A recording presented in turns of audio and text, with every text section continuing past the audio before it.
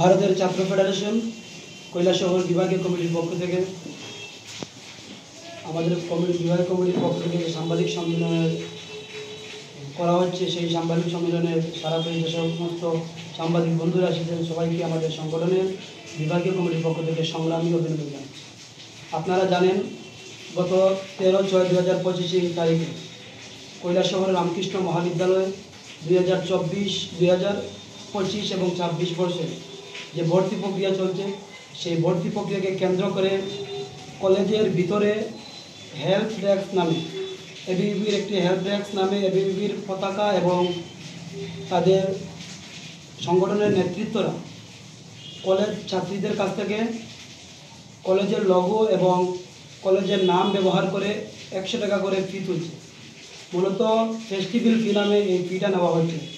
কিন্তু আমরা যতটা জানি, রাজ্য সরকারের তরফ থেকে রাজ্যের ছাত্রীদের জন্য ফ্রিতে কলেজের ভর্তি প্রক্রিয়া চালু করেছে। এই বিষয়টা আমাদের নজরে আসার পর আমরা এসএফআই কৈলাসহর বিভাগীয় কমিটি রামকৃষ্ণ মহাবিদ্যালয়ের মাননীয় প্রিন্সিপাল মহোদয়ের নিকট মৌখিকভাবে মিলিত হওয়ার পর উনি আমাদেরকে বলেন এই ব্যাপারে উনি কিছুই জানেন না। এমনকি গত 13/6/2025 তারিখে রামকৃষ্ণ মহাবিদ্যালয়ের নোটিশ বোর্ডে উনি একটি নোটিশ দিয়েছেন যে কলেজে তাকে কোনো মেয়েদের কাছ থেকে যাতে টাকা না নেওয়া হয়। তা সত্ত্বেও এবিভিপি কীভাবে কলেজের ভিতর থেকে সিসি ক্যামেরা থাকা সত্ত্বেও ছাত্রীদের কাছ থেকে টাকা নেওয়া হয়, এই বিষয়ে আমরা যখন ওনাকে বলি, উনি আমাদেরকে আশ্বস্ত করেছিলেন যাতে পরবর্তী সময়ে এমন কিছু ঘটবে না। কিন্তু আমরা যেটা লক্ষ্য করলাম, গত 21 তারিখ যখন ভর্তি প্রক্রিয়া শুরু হয়, পুনরায় আবার যখন ভর্তি প্রক্রিয়া শুরু হয়, বিশেষ করে জেনারেল স্টুডেন্ট যারা ওই ফার্স্ট যেটাকে বলা হয়, জেনারেল স্টুডেন্ট যখন ভর্তি প্রক্রিয়া শুরু হয়, তখন দেখলাম কলেজের ভিতরে এবিভিপি তাদের দোষকে চাপানোর জন্য নিজেদের মধ্যে মারপিট করে কলেজের অবৈধ ছাত্র সংসদ, আমরা অবৈধভাবে এ কারণেই বলছি কারণ গত 7 বছর থেকে কলেজের মধ্যে কোনো ছাত্র সংসদ নির্বাচন হয়নি। তাহলে এটা কীভাবে ছাত্র সংসদ হবে?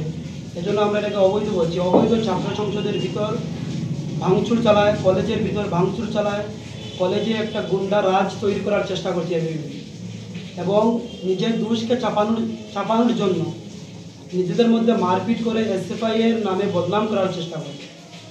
আমরা এই কারণে আজকে সাংবাদিক সম্মেলন করছি। আমরা একটা স্পষ্ট বার্তা দিতে চাই, আমাদের সংগঠনের কোনো কর্মী এই ব্যাপারে জড়িত নেই। যদি কেউ প্রমাণ দিতে পারে তাহলে ভারতের ছাত্র ফেডারেশন কৈলাসহর বিভাগীয় কমিটি এর পূর্ণ সহযোগিতা করবে দোষীদেরকে চিহ্নিত করার জন্য। আরেকটা বিষয় আমরা বলবো, যেহেতু কলেজের ভিতর সিসি ক্যামেরা আছে, অতএব কলেজ কর্তৃপক্ষ এবং রাজ্য প্রশাসনের সহযোগিতায় যাহারা কলেজের ভিতরে এবিভিপির ফ্ল্যাগ ব্যবহার করে এবং কিছু ছেলে এখানে আছে যে আমরা যেটা লক্ষ্য করলাম ইউনিফর্ম ছাড়া, কলেজের ইউনিফর্ম ছাড়া ভিতরে আছে। কিভাবে এই রকম কৈলাসহর তথা ত্রিপুরার দ্বিতীয় প্রাচীনতম মহাবিদ্যালয়কে কলুষিত করবার জন্য যারা এইসব কাজের সাথে জড়িত, আমরা দৃষ্টি আকর্ষণ করেছি কলেজের কর্তৃপক্ষের কাছে।